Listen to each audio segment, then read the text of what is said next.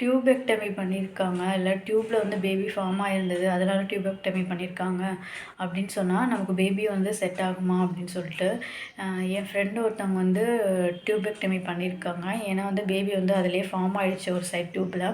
So அடுத்தது வந்து conceive ஆகிறதுக்கு அவங்களுக்கு 6 மந்த் ஆச்சு.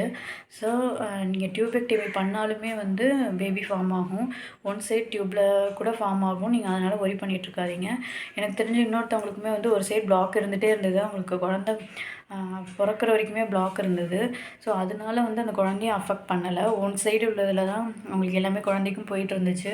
ஸோ டியூபெக்டமி பண்ணுறதுனாலையும் இல்லைன்னா டியூப்ல பிளாக் இருந்தாலும் நீங்கள் டாக்டரை கன்சல்ட் பண்ணுங்கள். கண்டிப்பாக வந்து 2 பேர் எனக்கு தெரிஞ்சு கன்சீவ் ஆயிருக்காங்க. ஒருத்தவங்களுக்கு டியூபெக்டமியே பண்ணிட்டாங்க. இன்னொருத்தவங்களுக்கு வந்து டியூப்ல பிளாக் இருந்தது ஒன் சைடு. ஸோ நீங்கள் நேச்சுரலாக கன்சீவ் ஆகலாம். நீங்கள் அதை நினச்சி ஒரி பண்ணிட்டு இருக்காதீங்க. கண்டிப்பாக அவங்களுக்கும் குழந்தை இருக்குது. குழந்தை கண்டிப்பாக பிறக்கும்.